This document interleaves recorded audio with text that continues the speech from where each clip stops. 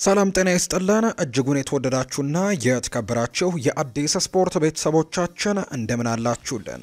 ከእናንተው ከሆነው ከአዲስ ስፖርት የዩቲዩብ ቻናላችን አዳዲስ ስፖርታዊ ጉዳዮችን ልናካፍላችሁ እነሆ ዳግም ተገናኘን። ስለምታደምጡን ቆይታችሁን ከኛ ጋርም ስለምታደርጉ እጅጉን ከልብ አድርገን እናመሰግናለን። በዛሬ ፕሮግራማችን የተለያዩ ርዕሰ ጉዳዮችን ወደ እናንተ እናደርሳለን። በአውሮፓ ትልልቆቹ ክለቦች እንግዲህ ትልልቅ ተጫዋቾችን አሁን ላይ ያስፈረሙ ይገኛሉ። የዝውውር መስኮቱ ለጥቂት ጊዜያትም ቢሆን አሁን ላይ በይፋ ተከፍቷልና ትልልቅ ተጫዋቾች ዝውውሮቻቸውን እየፈጸሙ ይገኛሉ። ከነዚህ መካከል ማንቸስተር ዩናይትድ ትላንትና የማቲያስ ኩኛህን ስምምነት ማጠናቀቁንና ይፋ ማድረጉን ተመልክተናል። ሌሎች ዝውውሮችም እየተፈጸሙ ይገኛሉ። ከዝውውር ጉዳዮች ጋር የተያዙ መረጃዎችን በስፋት የምናነሳ ነው የሚሆነው። ሌሎች ስፖርታዊ ጉዳዮችንም አካተናል። የፓሪስ ሰን ዠርሜኑን የአውሮፓ ቻምፒየንስ ሊግ ዋንጫን በተመለከተ የሚሰሙ መረጃዎች ያሉ እነሱንም ወደ እናንተ እናደርሳለን። ፉአድ ባህሩ ፕሮግራሙን እየመራው ከእናንተ ጋር ቆይታን የማድረግ ይሆናል። ቪዲዮአችንን ላይክ፣ ቻናላችንን ደግሞ ሰብስክራይብ እያደረጋችሁ ቆይታችሁን ከኛ ጋር አድርጉ። ከመሸጋገሪያ በኋላ በድጋሚ ተመልሰን እንመጣለን። አብራችሁን ቆዩ።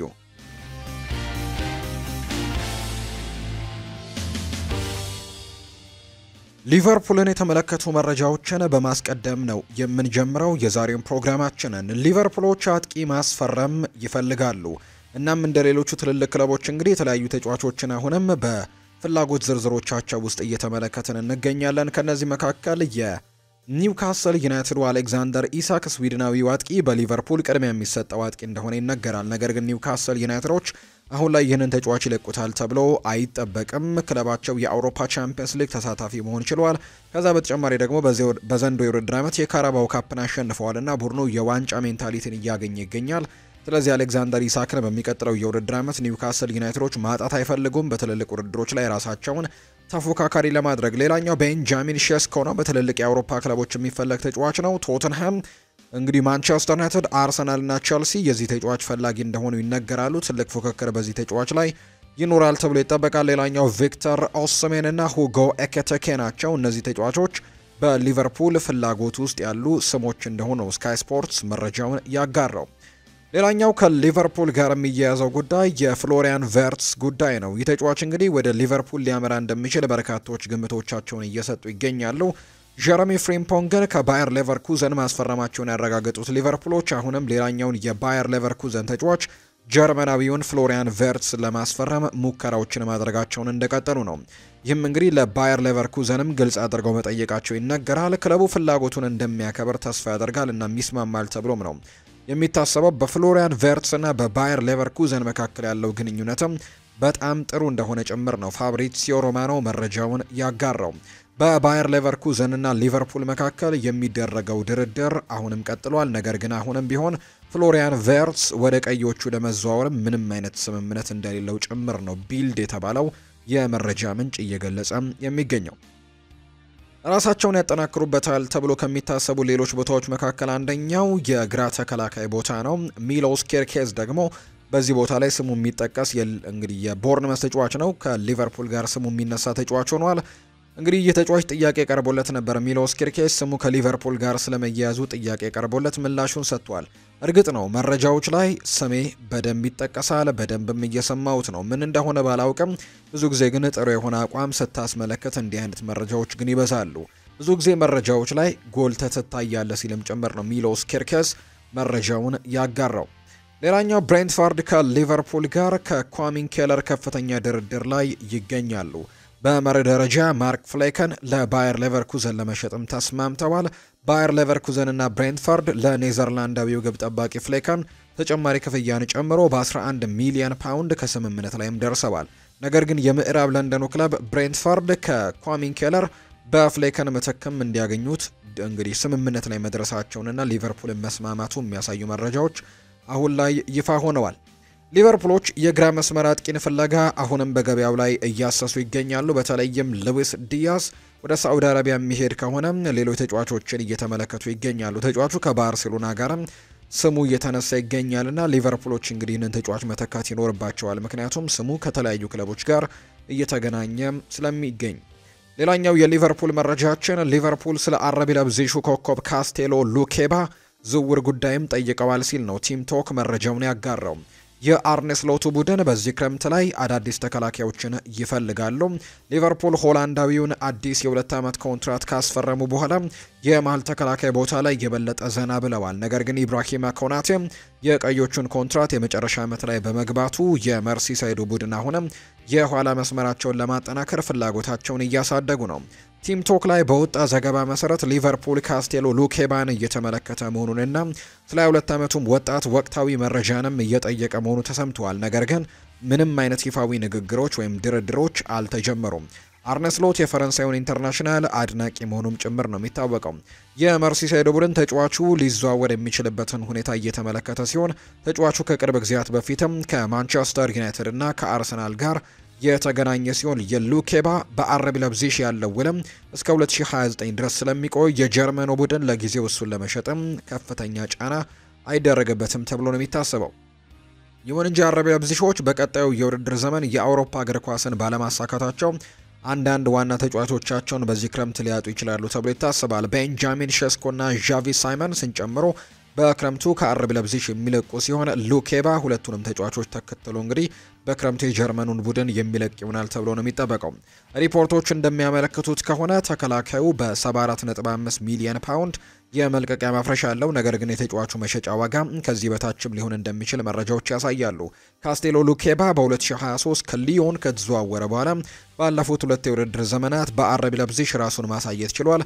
ሉኬባ በዘመናዊ እግር ኳስ ውስጥም ከጊዜ ወደ ጊዜ የመጣውን ሁለገብ የመከላከል ኳሊቲዎችንም የያዘ ተጫዋች እንደሆነ ነው የሚነገረው።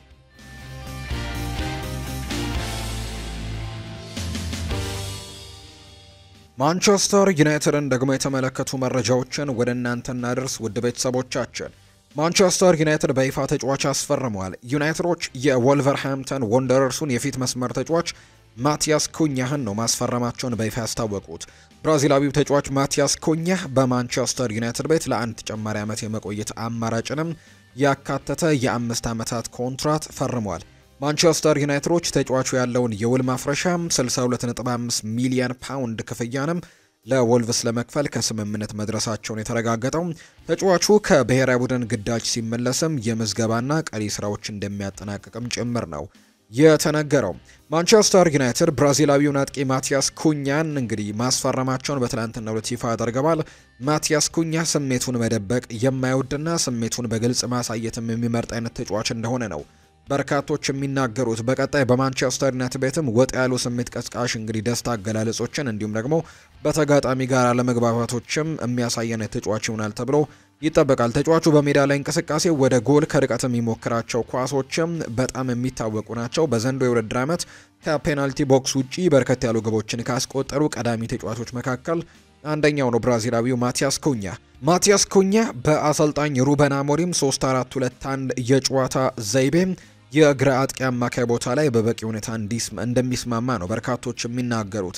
የጨዋታን መልክ የማንበብ ክህሎት እንዳለው የተገለጸው ኩኛ ፈጥኖ የሚሄድ እንዲሁ ደግሞ ወደ ኋላ የመመለስም በተለይም ኳስ ሲያቀብል ደግሞ ባለው ብልሃትም በርካቶች ያደንቁታል። ማንቸስተር ዩናይትዶች ጨዋታዎችን ተቆጣጥሮ ለመውጣት ማቲያስ ኩኛ ያለው ብቃት ያስፈልጋቸዋል። እንደ ፊት መስመር አጥቂ ሆኖ ደግሞ የመጫወት ክህሎትም ያለው ማቲያስ ኩኛ በጨዋታ አጨራረሱም የተዋጣለት እንደሆነ ነው የሚነገረው። ተጫዋቹ ባለፉት 2 የውድድር ዘመናት ትልቅ የግብ ዕድሎችን ወደ ግብነት የመቀየር ንጻሬው 60% ሲሆን ቁጥሩ ደግሞ ከኮል ፓልመር፣ ከአሌክዛንደር ኢሳክ፣ ከሞሐመድ ሳላህም በላይ ያደርገዋል ይላል መረጃው። ማቲያስ ኩኛ በተጠናቀቀው የውድድር ዓመት በጉዳት ምክንያት ምንም ጨዋታ ሳያልፈው ማጠናቀቅ ችሏል። ከዚህ በፊት በሁለት አጋጣሚዎች ጉዳት ሲገጥመው ለ7 ሳምንታትና ለ6 ሳምንታትም ከሜዳ ርቆ ያውቃል። በዘንድሮው የውድድር ዓመት ግን አንድም ጉዳት ሳይደርስበት ነው የውድድር ዓመቱን ያጠናቀቀው። ዩናይትድ ሁለተኛው የዓለም ውድ ክለብ ተብሏል። አስከፊ የተባለውን የውድድር ዓመት ያሳለፈው ማንቸስተር ዩናይትድ በፎርብስ ሁለተኛ፣ በዓለም ደግሞ ትልቅ ዋጋ ያለው ክለብ ተብሏል። የስፔኑ ክለብ ሪያል ማድሪድ ለ4 ተከታታይ ዓመታት በዓለም ትልቅ ዋጋ ያለው ክለብ በመሆን በቀዳሚነት ስፍራው ላይ ተቀምጧል። በሜዳ ላይ ስኬት ረገድ አስቸጋሪ ጊዜን እያሳለፈ የሚገኘው ማንቸስተር ዩናይትድ $6.6 ቢሊዮን ዋጋ እንዳለውም ነው የሚነገረው። ሪያል ማድሪድ በበኩሉ $6.75 ቢሊዮን ዋጋ እንዳለው ፎርብስ ይፋ አድርጓል። በሌላ በኩል በዚህ ዓመት 8 የአሜሪካን ሜጀር ሊግ ሶከር ክለቦች በዓለም ውድ ዋጋ ካላቸው እንግዲህ 30 ክለቦች ዝርዝር ውስጥ መካተት መቻላቸው ነው የተገለጸው። ባርሴሎና በ5.65፣ ሊቨርፑል በ5.4 እንዲሁም ማንቸስተር ሲቲ በ5.3 ደግሞ ቀጣዮቹን ደረጃዎች መያዝ ችለዋል። የፕሪሚየር ሊጎቹ አርሰናል፣ ቶትንሃም እና ቼልሲ እስከ 10ኛ ባለው ደረጃ ውስጥ መካተት የቻሉ ሌሎች ቡድኖች እንደሆኑ ነው እየተገለጸ የሚገኘው። ከብሩኖ ጋር የተያዙ መረጃዎችን እናንሳ። ፖርቱጋላዊው አማካይ ብሩኖ ሚጌል ፈርናንዴስ ለሳዑዲው ክለብ አልሂላሎች ነገሮችን እያከበደ እንደሚገኝ ይገለጻል። የሳዑዲው ክለብ ተጫዋቹን በእጅጉ ተጠቃሚ የሚያደርገው ውል ቢያቀርብለትም ተጫዋቹ ግን ኮንትራቱ ላይ ተጨማሪ ጥቅማ ጥቅሞችን ሊያስገኙ የሚችሉትን ነገሮች እየጠበቀ ነው የሚል መረጃ ነው አሁን ላይ የወጣው። ይሄም ደግሞ ዝውውሩን ይበልጥ ውስብስብ እያደረገው እንደሆነ ተነግሯል የሚል መረጃ ነው ይህንን ያጋራው። አልሂላል እስካሁን ድረስ ብሩኖ ሚጌል ፈርናንዴዝን ለማስፈረም ለማንቸስተር ዩናይትድ ይፋዊ ጥያቄ አላቀረበም። በተጨማሪም ማንቸስተር ዩናይትድ ብሩኖን ለመልቀቅ ፈቃደኛ የሚሆን ከሆነ ተጫዋቹን ዝውውሩን እንደሚፈልግ ካሳወቀ ብቻ ነው ማንቸስተር ዩናይትድም እንግዲህ ይፋ ሊያደርግ የሚችለው ወይም ፍላጎት ሊኖረው የሚችለው። የትኛውም የዝውውር ዋጋ ቀርቦለት ተጫዋቹ እንግዲህ መሄድን ካልመረጠ አማካዩ በክለቡ መቆየት ይፈልጋል ተብሏል። ከዚህ በተጨማሪ ፖርቱጋላዊው አማካይ እስካሁን ድረስ ማንቸስተር ዩናይትድን ለመልቀቅ ይፋዊ ጥያቄን አለማቅረቡ ጭምር ነው እየተነገረ የሚገኘው።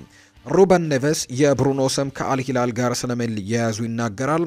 በብሔራዊ ቡድናችን ውስጥ የሚጫወቱ ተጫዋቾች በሙሉ አልሂላልን ቢቀላቀሉ ብዬ መክራለሁ። የፖርቱጋል ብሔራዊ ቡድን ተጫዋቾች በሙሉ የአልሂላል ተጫዋቾች ቢሆኑ ብዬም እመኛለሁ ብለዋል። ሩበን ኔቬስ ነው ይህንን ሀሳብ የሰጠው። በክለብ ውስጥ እየተፈጠረ ያለውን ነገር እየወደድኩት አይደለም። እንደ ማንቸስተር ዩናይትድ ደጋፊነቴ ብዙ ተቀባይነት የሌላቸው ነገሮችን እያየሁ ነው። ለበርካታ ጊዜያት ተጫዋቾች በትክክለኛው መንገድ ነገሮችን ሲያደርጉ አልመለከትም። እኛ ለማንቸስተር ዩናይትድ መጫወት ማለት ምን ማለት እንደሆነ ጠንቅቀን እናውቃለን። ባጁ ምን እንደሆነም በሚገባም እኛ በተጓዝንበት ሁሉ ኤዥያም ሆነ አውሮፓ የትም ሆነ የትም ለደጋፊዎቻችን ትልቅ ክብር ነበረን። እነርሱ ገንዘብ ከፍለው እንደሚመለከቱን እናውቅ ነበር። በዚህም ለእነርሱ የተሻለ ልናደርግም እንደሚገባ ጠንቅቀን እናውቅ ነበር። ስለዚህም ተጫዋቾች ደጋፊዎቹ እነርሱን ለመመልከት የሚያደርጓቸውን ነገሮችም ማሰብና ለዚህም ሲሉ ደግሞ ያላቸውን ሁሉ መስጠትም ይገባቸዋል ብሏል። ዳቪድ ቤካም ነው የቀድሞው የማንቸስተር ዩናይትድ ሌጀንድ ይህንን ሀሳብ የሰጠው። ምንም እንኳን አሌሃንድሮ ጋርናቾ ወደ ቼልሲ መዘዋወርን ምርጫው ቢያደርግም የኔፕልሱ ክለብ ናፖሊ ተጫዋቹን ለማስፈረም ጥረትም እያደረገ እንደሚገኝ ነው ብቸኛውም ክለብ እንደሆነ ነው የሚነገረው። በተጨማሪም በአስገራሚ ሁኔታ ማንቸስተር ዩናይትድ ለተጫዋቹ ዝውውር ሲፈልግ የነበረውን 60 ሚሊዮን ፓውንድ ዋጋ ወደ 40 ሚሊዮን ዝቅ ማድረጉም ነው ዘ ጋርዲያን መረጃውን እያጋራ የሚገኘው። የማንቸስተር ዩናይትድ የዚህ የዝውውር መስኮት በጀት 125 ሚሊዮን ፓውንድ እንደሆነ ይነገራል። ከሽያጭ የሚገኘው ገንዘብን በማከል ዩናይትድ በገበያው ላይ የፊት መስመር አጥቂ አማካይና ተጨማሪ 10 ቁጥር ለማስፈረም ሙከራ ያደርጋሉ። ካሜሮናዊው የብሬንትፈርድ የፊት መስመር ተጫዋች የሆነው ብሪያን ኢምቤሞ በማንቸስተር ዩናይትድ ፍላጎት ውስጥ ከሚገኙ ተጫዋቾች መካከል አንደኛው እንደሆነ ነው ማይክ ኪጋን መረጃውን ያጋራው።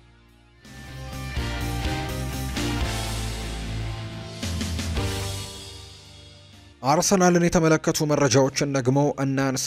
ሁሊያን አልቫሬስ ወደ እንግሊዝ መመለስ አይፈልግም፣ ነገር ግን አርሰናል ተጫዋቹን እየተመለከተው ነው። አርሰናል ከቀጣዩ የውድድር ዓመት በፊት የአጥቂ ክፍሉን ለማጠናከር የአትሌቲኮ ማድሪዱን ሁሊያን አልቫሬዝን ለማስፈረም ከፍተኛ ፉክክር ውስጥ እንደሚገኝ ተዘግቧል። አርጀንቲናዊው አጥቂ ሎስ ሮሂ ብላንኮቹን ከማንቸስተር ሲቲ የተቀላቀለው ባለፈው ክረምት ሲሆን በስፔን ዋና ከተማም ደግሞ ትልቅ እድገትን ያሳየ ተጫዋች እንደሆነ ይነገራል። ሁሊያን አልቫሬዝ ባሳለፍነው የውድድር ዘመን ባደረጋቸው 54 ጨዋታዎችም 29 ጎሎችን አስቆጥሮ 7 አሲስቶችን አድርጓል። እንደ ባየር ሚኒክ፣ ባርሴሎና፣ ሊቨርፑል እና አርሰናል ካሉ በርካታ የአውሮፓ ቡድኖችም እየተፈለገ ሲሆን በክረምቱ ደግሞ ለትልቅ ዝውውርም ርዕሶችም ከሁሊያን አልቫሬዝ ጋር እንደሚያያዙ ነው የሚጠበቀው። አርሰናሎች ባለፈው ክረምት ሁሊያን አልቫሬዝን ወደ አትሌቲኮ ማድሪድ ከማቅናቱ በፊትም ለማስፈረም ሞክረው እንደነበር ተዘግቧል። እንደ ማርካ ዘገባ ከሆነ አርሰናል በዚህ ክረምት ሁሊያን አልቫሬዝን ለማስፈረም የሚደረገውን ውድድርም እየመራ ነው። ምንም እንኳን የፕሪሚየር ሊጉ ተቀናቃኝ ሊቨርፑልም የቀድሞ የማንቸስተር ሲቲ ተጫዋችን አሁንም እየፈለጉት ቢገኙ አርሰናሎች ሁሊያን አልቫሬዝን ወደ ኤምሬትስ ለማምጣትም የስፖርት ዳይሬክተራቸውን አንድሪያ ቤርታ ያላቸውን ተጽዕኖ ለመጠቀም ቢፈልጉም የ25 ዓመቱ ተጫዋች ግን ወደ ፕሪሚየር ሊግ የመመለስ ፍላጎት እንደሌለው ነው ዘገባዎች ያስረዱት።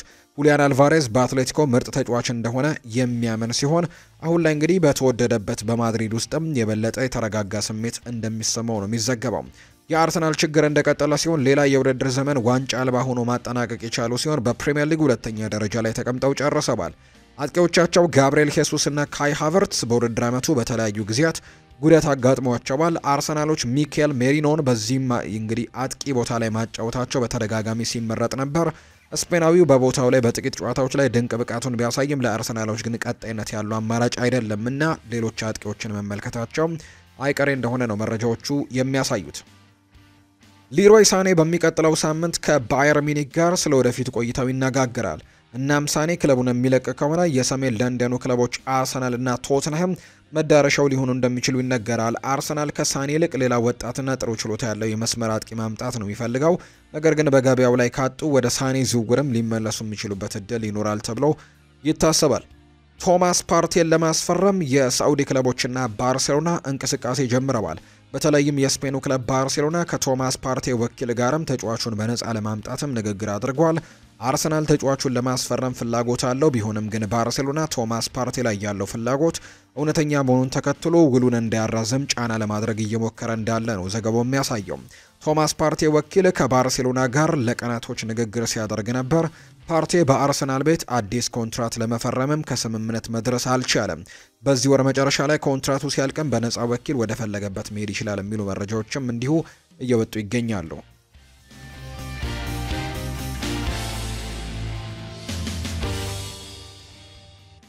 ፓሪስ ሳን ዠርሜን ሻምፒዮን የሆነበትን የአውሮፓ ቻምፒየንስ ሊግን የተመለከቱ መረጃዎችን ደግሞ እናንሳ። ኦስማን ዴምቤሌ የዓመቱ ምርጥ ተጫዋች ተብሎ ተሸልሟል። ፈረንሳዊው የፓሪስ ሳን ዠርሜን የፊት መስመር ተጫዋች የሆነው ኦስማን ዴምቤሌ የአውሮፓ ቻምፒየንስ ሊግ የዓመቱ ምርጥ ተጫዋች በመባል መመረጡ ነው ይፋ እየተደረገ የሚገኘው። ኦስማን ዴምቤሌ በዓመቱ እንግዲህ በአውሮፓ ቻምፒየንስ ሊጉ 8 ግቦችን ሲያስቆጥር 6 ደግሞ አመቻችቶ ማቀበል ችሏል። ሌላኛው የፓሪስ ሳን ዠርሜን ተጫዋች የሆነው ዴሰሬ ድዊ በበኩሉ ደግሞ የዓመቱ ምርጥ ወጣት ተጫዋች በመባል መመረጥ ችሏል። የዓመቱ ምርጥ 11 ስብስብም ሲታወቅ በውድድሩ አሸናፊ በሆኑት ፓሪስ ሳን ዠርሜኖች 7 ተጫዋቾችን ማስመረጣቸውን የተገለጸው። ነገር ግን ወጣቱ ምርጡ ተጫዋች ዴሴሬ ድዊ፣ ከዛ በተጨማሪ የአውሮፓ ቻምፒየንስ ሊግ የዓመቱ ምርጥ ተጫዋች ደግሞ ኦስማን ዴምቤሌ ተብለው ሽልማቱ ተበርክቶላቸዋል። የተመዘገበው ውጤት ህልም ይመስላል ብሏል ናስር አልከላይፊ። ምርጥ ሊግም አለን ብለዋል። የፓሪስ ሳን ዠርሜኑ ሊቀመንበር የሆኑት ናስር አልከላይፊ የአውሮፓ ቻምፒየንስ ሊግ ውጤት ህልምን የመሰለኝ ሲሉ የጎል ብዛቱንም እንዳልጠበቁት ነው የገለጹት። ውጤቱ ልክ እንደ ህልምን ያሉት ፕሬዝዳንቱ ቀድመህ 5-0 እንደምታሸንፍ ብትነግረኝ ሊሆን አይችልም ነበር የሚልክ ሲሉም ነው የተደመጡት። ድሉ ለፓሪስ ብቻ ሳይሆን ለፈረንሳይም ትልቅ ትርጉም ያለው መሆኑን ያነሱት ናስር አልከላይፊ ፈረንሳይ የተሻለ ነገር ይገባታል፣ እኛ ምርጥ ሊግና ምርጥ ክለቦችም አሉን ሲሉን የተናገሩት። አክለውም ቡድኑ የዓለም ምርጥ አሰልጣኝና ምርጥ ተጫዋቾች እንዳሉትም አሳይቷል ሲል ነው የተናገረው። በቀጣይ የፈረንሳይ ክለቦች ይህንን ዋንጫ በማሸነፍ የተሻለን እንደምንሆንም እርግጠኛ ነኝ ሲሉ ናስር አልከላይፊ ሀሳባቸውን ሰጥተዋል።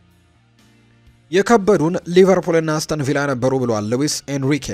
የፓሪስ ሳን ዠርሜን ዋና አሰልጣኝ ሉዊስ ኤንሪኬ በቻምፒየንስ ሊግ አሸናፊነት ጉዞ ውስጥ የፈተኗቸው ክለቦችን ጠቅሰዋል። አሰልጣኙ ሲናገሩ ሊቨርፑልና አስተን ቪላ ለእኛ ከባድ ተጋጣሚ ነበሩ ሲሉ አስተያየታቸውን ሰጥተዋል። ፓሪስ ሳን ዠርሜን በቻምፒየንስ ሊግ ጉዞ ውስጥም ከሊቨርፑልና ከአስተን ቪላ በተጨማሪ አርሰናልን፣ ማንቸስተር ሲቲን፣ ባየር ሚኒክና አትሌቲኮ ማድሪድን የመሳሰሉ ጠንካራ ቡድኖችንም መቅጠማቸው እንዲሁ የሚታወስ ነው።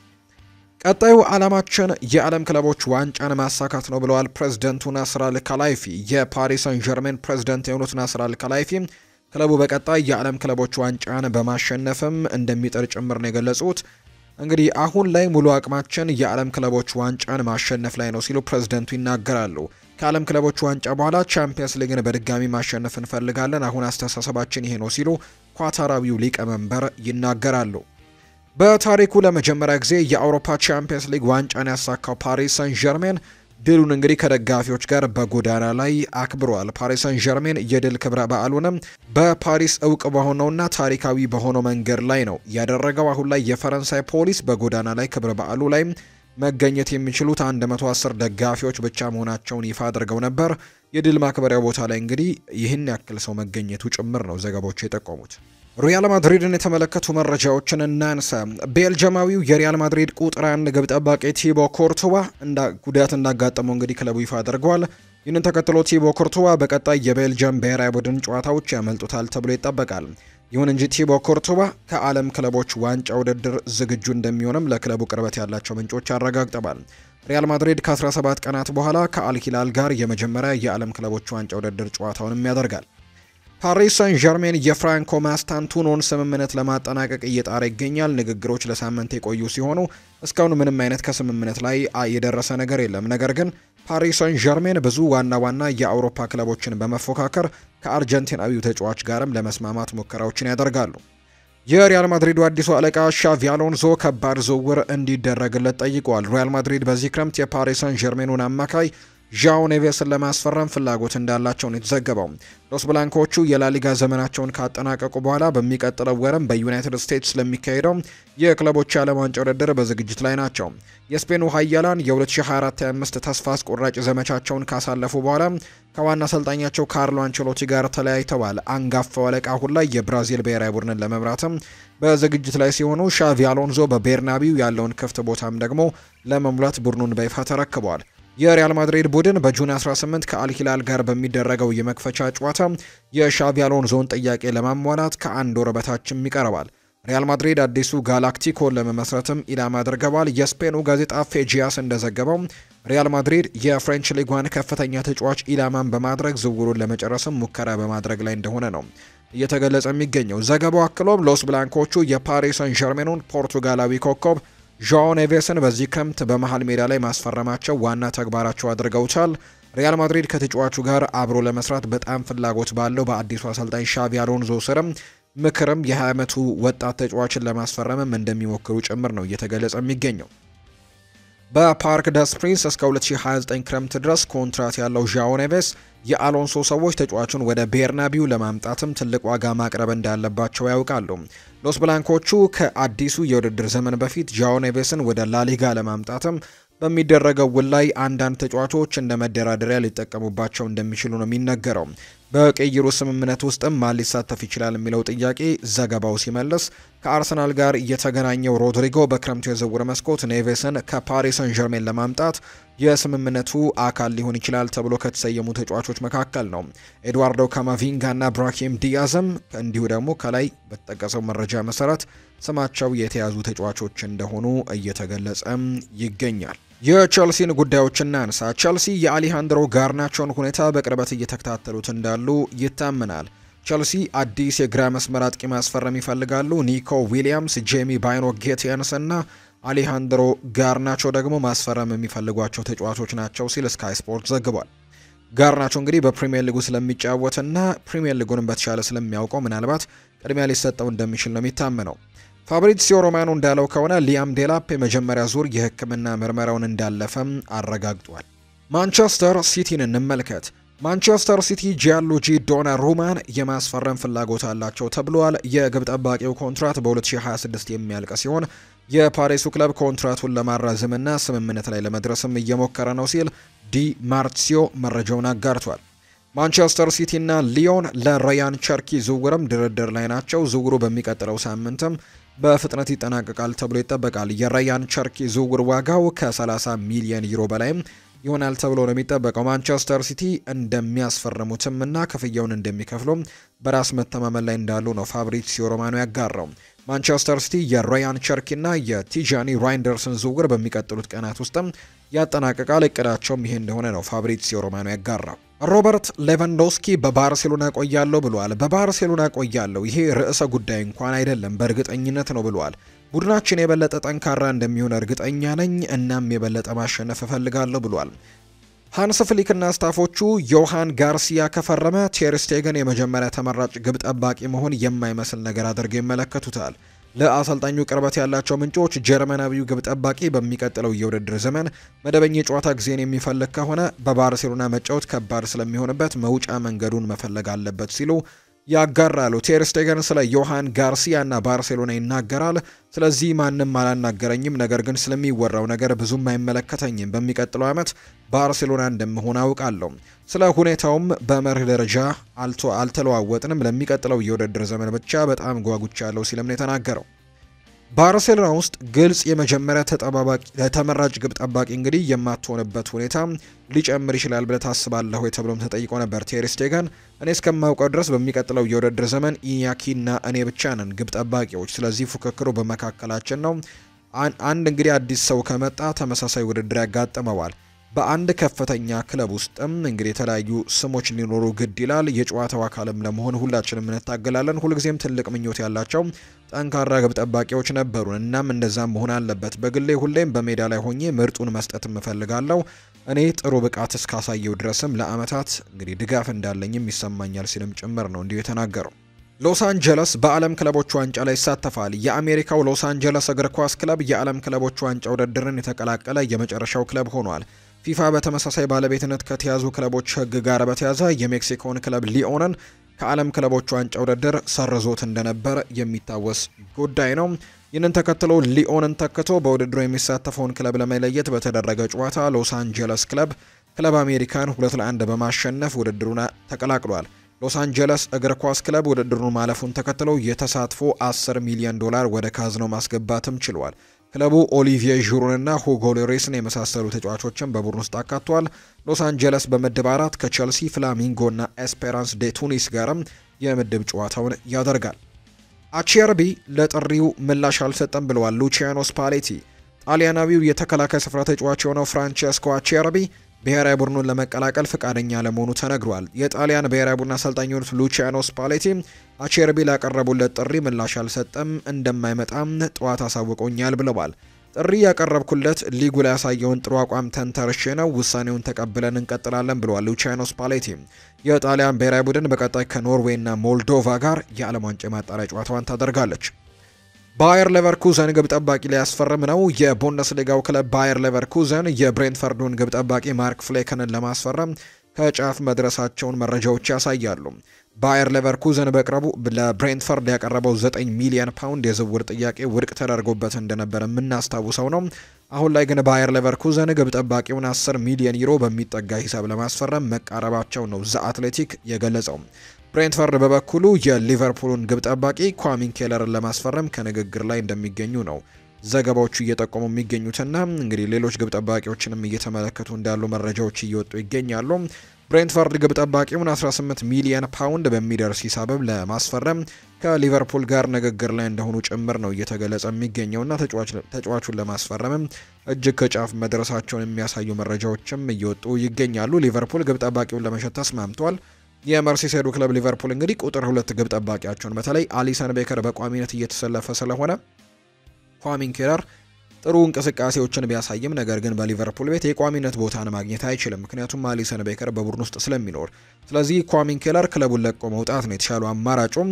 ሊቨርፑል ደግሞ ብሬንትፈርድ በግብ ጠባቂው ዝውውር ላይ ያቀረበውን 18 ሚሊዮን ፓውንድም የዝውውር ሂሳብ መቀበላቸውን የሚያሳዩ መረጃዎች ናቸው አሁን ላይ እየወጡ የሚገኙት። ብሬንትፈርድ ግብ ጠባቂያቸው ማርክ እንግዲህ ፍሌከንን ለባየር ሌቨርኩዘን ለመሸጥ ከስምምነት መድረሳቸውን ተከትሎ ነው ግብ ጠባቂ ለማስፈረም ሙከራዎችን የሚያደርጉት። ኳሚን ኬለር በሊቨርፑል በሁለት የካራባኦ ካፕ የፍጻሜ ጨዋታዎችን ጨምሮ በ67 ጨዋታዎች ላይ ተሰልፎ መጫወት ችሏል። አብዛኞቹ ጨዋታዎች ግን እንግዲህ አሊሰን ቤከር በሌለባቸው መርሃ ግብሮች ላይ እየተደረጉ እንደሆኑ የሚታወስ ነው። በሚቀጥለው የውድድር ዓመት የስፓኒሽ ላሊጋ መሳተፋቸውን ያረጋገጡት ሁለት ክለቦች ታውቀዋል። በዚህ መሰረት ሌቫንቴና ኤልቼ ሁለተኛውን የስፔን ሊግ አንደኛና ሁለተኛ ደረጃን በመያዝ አጠናቀው ላሊጋውን የተቀላቀሉ ናቸው። በቀጣይ ቀሪ አንድ ክለብ ደግሞ እንዲሁ ይቀላቀላል ተብሎ ይታሰባል። ሪያል ኦቪዬዶ፣ እንዲሁ ደግሞ ሳንታንዴር፣ እንዲሁ ደግሞ ሚራንዴዝ እና አልሜሪያ በሚቀጥለው እንግዲህ የጥሎ ማለፍ ጨዋታቸውን ያደርጉና አንዳቸው በድጋሚ ላሊጋን ይቀላቀላሉ። ከስፔን ላሊጋ በዚህ ዓመት ሌጋኔሽ፣ ላስ ፓልማስ እና ሪያል ቫዶሊድ መውረዳቸው የሚታወስ ነው። እነዚህ ሶስት ክለቦች ደግሞ ይቀላቀሉታል። የመጨረሻ መረጃችን የምናደርገው የግብፁ ፒራሚድስ ሻምፒዮን ሆኗል። የአፍሪካ ቻምፒየንስ ሊግ ፍጻሜ ጨዋታ እንግዲህ ትናንትና ተካሂዷል። ፒራሚድስ ማሜሎዲ ሰንዳውንስን በመርታት ነው ሻምፒዮን መሆኑን ያረጋገጠው። የግብፁ ፒራሚድስ የደቡብ አፍሪካውን ማሜሎዲ ሰንዳውንስን በድምር ውጤት 3-2 በማሸነፍ ዋንጫውን አሳክተዋል። ፒራሚድስ እግር ኳስ ክለብ በታሪክ የመጀመሪያ ጊዜ የአፍሪካ ቻምፒየንስ ሊግ ዋንጫን ማሸነፍ የቻለበት ዕለት ሆኗል ትላንትና። ከ17 ዓመታት በፊት 2008 የተመሰረተው ፒራሚድስ በመጀመሪያ የአፍሪካ መድረክ ዋንጫውንም ያሸነፈበት አጋጣሚን የተመለከተ ነው። እንግዲህ አፍሪካን በመወከል በሚቀጥለው የዓለም ክለቦች ዋንጫ ውድድር ላይም የሚሳተፍ ይሆናል። ፒራሚድስ እንግዲህ የካፍ ቻምፒየንስ ሊግ ዋንጫን ያሸነፈ አራተኛው የግብጽ ክለብ ሆኗል።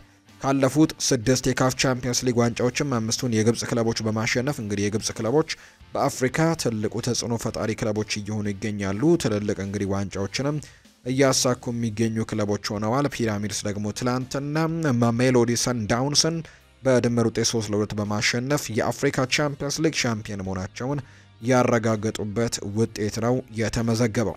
የተወዳችሁና የተከበራችሁ ቤተሰቦቻችን ለዛሬ ያዝንላችሁ አዳዲስ ስፖርታዊ መረጃዎቻችን እነዚህን ይመስላሉ። ስላደመጣችሁን ቆይታችሁን ከኛ ጋርም ስላደረጋችሁ እጅጉን ከልብ አድርገን እናመሰግናለን። ፏድ ባህሩ የዛሬውን ፕሮግራም እየመራው ከእናንተ ጋር ቆይታን አድርጌያለሁ። በቀጣይ ፕሮግራሞቻችን ሌሎች ርዕሰ ጉዳዮችን ይዘን ዳግም ተመልሰን የምንገናኝ ይሆናል። ፏድ ባህሩ ፕሮግራሙን እየመራው ከእናንተ ጋር ቆየሁኝ። መልካም ጊዜ መልካም ቀን እንዲሆንላችሁ በአክብሮት ተመኘሁኝ። በምሽቱ ፕሮግራማችን ሌሎች ርዕሰ ጉዳዮችን ይዘን ዳግም ተመልሰን የምንገናኝ ነው የሚሆነው።